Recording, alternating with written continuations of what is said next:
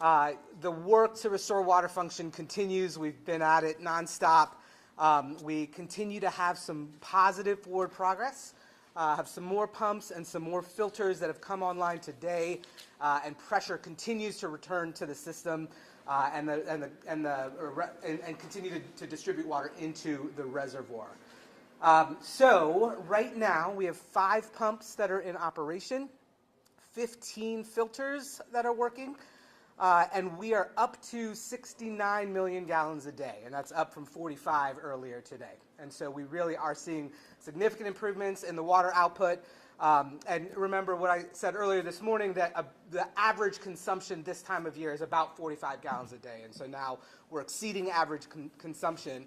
But remember that for water to actually be able to flow at full pressure into homes, we are going to need to see we're going to see the water level in our reservoir rise up comfortably above 10 feet. Right now, we're still right at about 7 feet. It's the same height that we were at this morning, and because consumption has opened up, right, people have seen, oh, my toilet's flush, my water's running. We've seen significant consumption around the day, which is why we've held this steady state at about 7 feet in the reservoir. So these levels will fluctuate. I do expect as we head into tonight, consumption will drop down, reservoir levels will rise up. And again, our goal is to try to get up above 10 feet and hold that consistently. The good news is that water is flowing again, and people have experienced this. We've had a lot of positive feedback from people all over the city. We have pump stations north side and the east end of the city that our teams have gone out to, primed those pumps, cleared those pumps, and so those pumps are now working. Those will start to feed neighborhoods in the north side, moving up into Hanover, and the neighborhoods in the east end fueling water out into eastern Henrico as well. There is a really important message here around conservation, though, right? Because the more usage that happens, the longer we go without being able to fully pressurize the system. And fully pressurizing the system is not just important for people to get water pressure in their homes, although we want that, but we cannot start the clock on testing our water until we have full pressure throughout the system.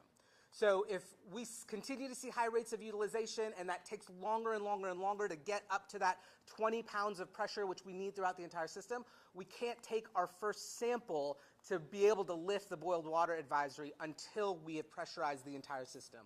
So my plea to everybody, yes, excited that we have water, use it as sparingly as you can, because the faster that we get to full pressure throughout the system, the faster we can start that first test and the clock running on achieving 2 negative tests over the next couple of days to be able to lift the boiled water advisory.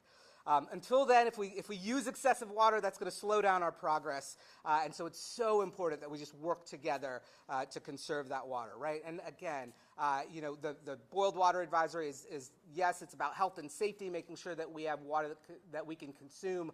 But remember also, this is the issue that is keeping businesses closed. This is the issue that is keeping our schools closed.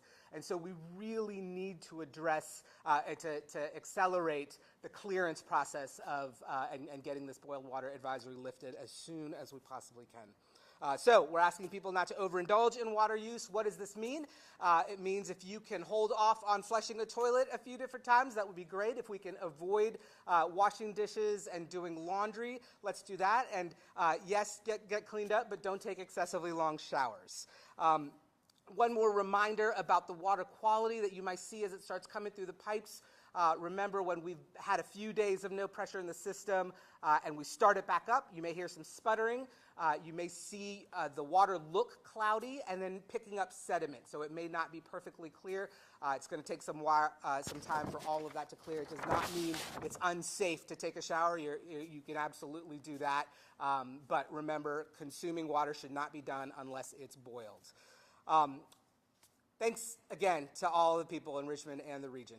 This has been, again, a very trying time. We need more than ever to band together and really do what we can for the good of the entire region. One of the phenomenal partners in all of this has been Superintendent Kamras in the Richmond Public Schools. I'd like to invite him up to share some updates on what's happening in RPS. Thank you, Mr. Mayor. Good evening, everybody. First, let me just say thank you to the mayor and to all of our friends at the city who are working so incredibly hard around the clock to get us back to normal. Dr. Avula and I had the opportunity to forge a relationship during the crucible of the pandemic, and I can tell you there's no one better suited to lead us at this moment, so very grateful for your efforts. As I shared earlier today, I have closed RPS for the remainder of the week, and that really comes down to the fact that we, as the mayor just indicated, are still not at the point where the testing can begin, and so once that begins, then we're at least 16 hours out, which is likely going to bring us into Friday, and we don't want to open school without potable water. That would prevent us, obviously, from kids being able to drink and teachers being able to drink, but it would also preclude us from opening up our kitchens. We're prohibited from doing so without safe, clean water. And so it would really limit the ability of the school system to operate. We also, once pressure is fully restored, are going to need to restart many of our boilers, check all of our plumbing systems. We don't just have the water pressure issue, but also we have extremely low temperatures, and so we have to check for any issues with any of our pipes once the pressure comes back on. All of that to say we just did not feel it was safe to operate schools tomorrow or Friday, and so we will be closed and we will open on Monday. I don't make this decision lightly. I hate closing school. I say that as superintendent and as a parent. I know it is extremely inconvenient for many of our families, and I do apologize for that. But I have always made a commitment to RPS that we will put safety first, and safety dictates that we reopen on Monday. I do want to take the opportunity to remind everybody that RPS does a lot more than just teach reading and math. We are the source of food and so many social services for many children across Richmond. That is why today we partnered with Feed More to give out several hundred meals at Cardinal Elementary School on the south side. These are prepackaged meals that don't require any cooking or any water. We did the same at Henry Marsh Elementary in the East End, and we are working on food options for tomorrow and Friday as well. We'll have the details of that tomorrow morning. We'll be able to share that with the community so that any RPS families in need can come and get a meal to tide them over the course of next week. I also want to reiterate and echo the mayor's push for conservation. The sooner the pressure goes up, the sooner we're able to get kids back into school, and so please keep that in mind as you're considering your water usage over the next couple of days. I also just want to say thank you to the entire RPS community, to our custodians who've been working to get our schools back in shape, and to our communications team that's been working around the clock to keep everybody informed, to our principals who have been caring for their school communities, to everybody else. I'm just so grateful and appreciative of the love and support from them and from the entire city of Richmond. Extremely grateful, and I'm happy to take any questions that anybody has about school operations. We'll do the same as before. We'll start from the left with Sarah and work our way down the line. And just please identify whether you're speaking to the superintendent or the mayor. For the superintendent, Yes. are you going to have to do any calendar adjustments to account for students missing a full week of school? We haven't made that determination just yet. We'll do that as we get into next week. We do have some days built into the calendar, but I want to take a look at what holidays we have coming up. We'll put something out on that probably towards the end of next week. This is for Mayor Avula. I know that we struggled sort of to get the pumps back where we wanted. Has corrosion played any role in that? Is there any corrosion in the pumps that's kind of contributed to that struggle? The question is, has corrosion played a role in any of the struggle to get pumps back online? Not that I know of. I mean, the major issue really was that many of these components were underwater, and so we had to open them up, dry them out, heat gun them, in some place replace fuses, replace other parts. So I don't know that corrosion was a big issue. I mean, again, I spent a lot of time in the water treatment plant Monday night and then again last night, and didn't see that as a major issue. As I said this morning, we will clearly be committed to a very thorough after-action report, and so we'll have a sense of, has that been an issue that's come up in the past and not been addressed, and did it play any part? But as of now, I don't know the answer to that. This is for Mayor Avula. If progress continues at this rate, what's the timeline for when people might be able to have enough pressure to shower or flush when needed? And the second part of that is, in Henrico Presser just now, officials said they're hoping to get Verina back online because the Churchill tank is now up and running. So does that mean Henrico's still using Richmond's water? And if so, why? That's always been the case. Do I need to repeat the questions, or is it helpful? Yes, okay. All right, Chair. Okay, the question was, in a Henrico press conference, they said that they're going to get Verina up and running, and why is Henrico using Richmond water? And sorry, Sabrina, what was the first question? And the other one is, if progress continues at this rate, what's the timeline for when people can expect having enough pressure to shower when needed or flush the toilets as needed? Okay, and when can people be able to shower and flush toilets as needed? So the Henrico question first. Our Richmond City Water Works is not designed to just support the city, right? It has supported almost the entirety of Hanover County, and then a big portion of the east end of Henrico, and parts of Chesterfield as well. When all of this started on Monday, we reached out to our regional partners, said, hey, we may be facing some issues, and so our regional partners started to divert and look and rely on their other sources. So for the western end of Henrico, relying on other sources of water to come in, Chesterfield was able to switch to their plant where the Appomattox River feeds them, but Hanover doesn't have as much of that option. So almost entirely, like I said, dependent on Richmond's Water Works. Also, the east end of Henrico is dependent on that Churchill water tower. So it's just part of the design of both how the whole operation is funded, how our pipes have been built out over the years to support the region. And so, as I said, part of why they were able to say we're going to get Verina back up soon is because when we were going around and starting those pumps, we started with North Side, which will feed many of the neighborhoods in North Side, and then move on up into Hanover, and then in the East End to fuel some of those neighborhoods in the East End of the city, and then out to Eastern Henrico as well. Timeline. So the reservoir right now, as I said, is at 7 feet. We've had enough utilization over the day and just getting water back into the system that we haven't seen that move at all. I think as utilization drops off as we head into the later hours of the night, that will significantly increase the level in the reservoir, which will give us the pressure we need.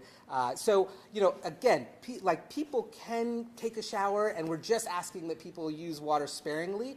And there are many, many parts of the city and the region where they're already able to do that. So it's a really hard question to answer with any specificity. But I do think if we're continuing to fuel at 70 million gallons a day at that rate, and then we see, after hours, we'll see the reservoir levels get to a point where we're pressurizing the entire system. And my hope is that if we can get pressures high enough, we'll start that testing as soon as we hit 20 PSI throughout the entire system. Thanks, Grant. Question for Superintendent Kamras. So with the work that needs to be done once the pressure is restored and incoming snow this weekend, is there any possibility of going virtual next week? No. No, we're coming back on Monday. I feel confident that the forecasts indicate that the snow event on Saturday won't be sufficient to cause any issues with Monday, and I am deeply committed to reopening on Monday morning. Yeah, question for Mayor Avula. I know you guys have said that after all of this, you're going to do a thorough review. You want to find out what exactly happened, what went wrong, what needs replacing. But like we just heard, there is snow coming on Saturday. Is there any risk of something going wrong again? The question is, with the impending weather event, is there a risk of something going wrong again? Listen, that risk always exists. We are doing everything we can to really accurately diagnose what happened, why did the power outage lead to flooding, and how do we avoid that from happening with this upcoming event. So we're doing a few things in preparation. I'll have more details on that tomorrow, but things like testing battery backup capacity, really understanding why the valves didn't open and led to flooding in the basement or in the wells. And so, I think that risk exists. Our job is to mitigate that risk, and so we're going to do everything we can to make sure that that doesn't happen again. Now, we also have the benefit of now having bypass tanks on site, right, and having a bunch of extra pumps to pump out the water. And so I hope it doesn't get to this, but obviously we would be more prepared with all of those additional equipment on site ready to go if something were to happen. But obviously we want to do everything we can to make sure it doesn't happen. Next question. Yeah, this is for Mayor Avula. Could you give us an update on populations, in hospitals, so area hospitals, and then folks who might not have been able to get to any of the distribution centers that were going on today, just our vulnerable populations? Yeah, the question is, can I give an update on hospital populations and then water distribution to any other vulnerable populations? I don't actually have up-to-date information on the hospitals. I have a call that I was trying to plan later tonight with the heads of the hospitals just to check in and see how things are going. Our regional healthcare coalition has been driving a lot of the logistics around that, so making sure that these tankers that are coming in from outside the region are going to the hospitals to meet those water needs, but I don't have great information on that right now, I'm sorry. We have, in the city at least, had 11 water distribution sites. We will continue to run those sites and expand if needed and if able. We have a large amount of water coming in, as I mentioned this morning. Our state partners, the governor, has done a great job of just reaching out to our private sector. I was just at an event with the governor where we were distributing water that Walmart had donated, and so they brought in 2 truckloads of water that we were donating to populations in the south side of the city. So I think we are in good shape as far as I can tell with distribution centers. We'll continue to monitor social media and 311 for people's requests and to try to get a sense of what the needs are. In addition to those 11 distribution sites, we are also doing, as I've mentioned over the last couple of days, more targeted deliveries to populations that aren't mobile, right? Senior living facilities, our jails, and so we'll continue that work. But absolutely, if you all can let us know what you're hearing in the community, and if there are other places and pockets that we need to be distributing water to, that would be super helpful to us. Any last questions on this end of the room? Just here? Yeah, this is for Mayor Avula. In terms of DPW billing, especially for customers whose bills are estimated, could they be charged with water that they didn't use? The question is, could DPU, I guess, in the Department of Utilities billing, could customers potentially be charged for water they did not use? I think the only scenario I can imagine is if there was a break in the line that was on the individuals, on the customer side of that, right? Because there's the water main and then it leads over into the property line. So if there are breaks and then there's leakage, that's a possibility. But we'll have to monitor. We'll need customers to contact us immediately if they're not getting, or if they see breakage and they see leaking out in the yard or somewhere else. That would be very helpful so that we can address those issues as soon as they come up. Thanks, everybody. Thanks all.